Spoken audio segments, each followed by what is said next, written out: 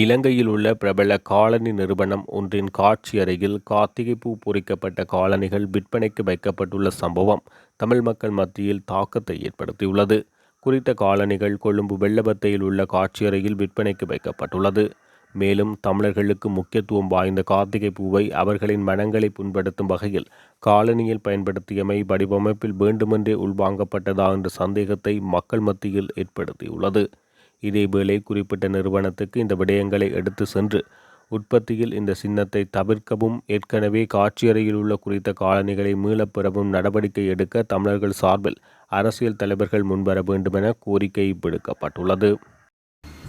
கார்த்திகை பூ வெறும் பூ அல்ல, தமிழ் மக்களினுடைய வாழ்வியலில், பண்பாட்டில், தமிழ் தேசிய அரசியலில், உணர்வுகளில் இரண்டர கலந்து விட்ட ஒரு உயிர்ப்பு.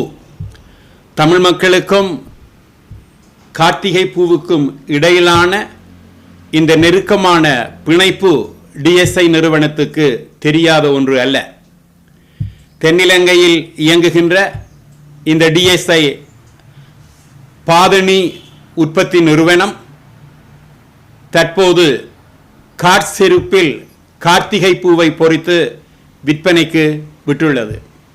இதனை நாங்கள் வன்மையாக கண்டிக்கின்றோம். டிஎஸ்ஐ நிறுவனம் சந்தைக்கு விட்டுள்ள கார்த்திகை பூ பொறிக்கப்பட்ட இந்த கார்செருப்புகளை விற்பனையிலிருந்து மீளப்பெறல் வேண்டும்.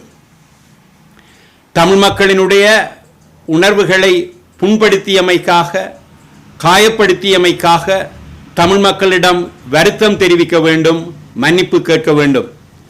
அதுவரையில் தமிழ் மக்கள் டிஎஸ்ஐ நிறுவனத்தினுடைய உற்பத்திகளை கொள்வனவு செய்யாது புறக்கணிக்க வேண்டும் என்று சொல்லி நான் கேட்டுக்கொள்கின்றேன். டிஎஸ்ஐ நிறுவனம் இலங்கையில் அதிக அளவு கார்செருப்புகளை அல்லது பாதணிகளை உற்பத்தி செய்கின்ற ஒரு நிறுவனம். T Samson industries private limited என்கின்றதனுடைய சுருக்கம்தான் டிஎஸ்ஐ. இது ஆண்டுதோறும் 24 மில்லியன் சோடிகள் பாதணிகளை உற்பத்தி செய்கின்றது. 25,000 பேர் வேலை செய்கின்றார்கள். இலங்கை பூராவும் அவர்களுக்கு விற்பனை நிறுவனங்களும் முகவர்களும் இருக்கின்றார்கள். ஆகவே ஒரு மிகப்பெரிய ஒரு நிறுவனத்திற்கு தமிழ் மக்களினுடைய உணர்வுகளில் இரண்டர கலந்துவிட்ட இந்த கார்த்திகை பூவை பற்றி தெரியாது என்று சொல்லுவதை நாங்கள் ஒருபொழுதும் ஏற்றுக்கொள்ள முடியாது. இது தென்னிலங்கையில் கோலோச்சி இருக்கக்கூடிய பேரினவாதத்தினுடைய ஒரு வெளிப்பாடாகத்தான் நாங்கள் இந்த செயலை பார்க்கின்றோம். அதனால் தான் எமது கண்டனங்களை நாங்கள் தெரிவிக்கின்றோம். பௌத்த மதத்தை இழிவுபடுத்துகின்றார்கள் என்று சொல்லி புத்தரனுடைய அடையாளங்களை ஆடைகளில் போட்டவர்கள் தண்டனைக்கு ஆளாக்கப்பட்டிருக்கிறார்கள், கைது செய்யப்பட்டிருக்கின்றார்கள். உடலில் சின்னங்களாக பொறித்தவர்கள் கூட இங்கே காவல்துறையினரால் கைது செய்யப்பட்டு அவர்கள் தண்டிக்கப்பட்டிருக்கின்றார்கள்.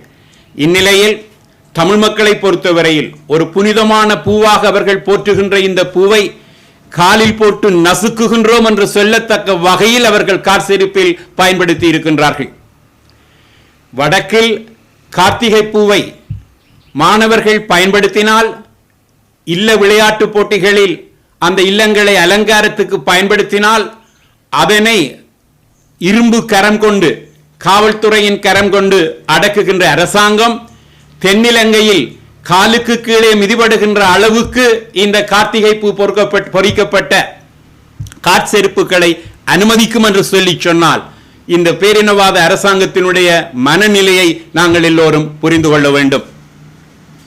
ஆகவே தமிழ் மக்கள் ஒற்றுமையாக டிஎஸ்ஐ நிறுவனம் காற்செருப்பில் கார்த்திகை பூ பொறிக்கப்பட்ட அந்த செருப்புகளை விற்பனையில் இருந்து மீளப்பெற்று இது தொடர்பாக வருத்தம் தெரிவிக்கும் வரையில் டிஎஸ்ஐ நிறுவனத்தினுடைய உற்பத்திகளை புறக்கணிக்க வேண்டும் என்று சொல்லி நான் தாழ்மையுடன் கேட்டுக்கொள்கிறேன்.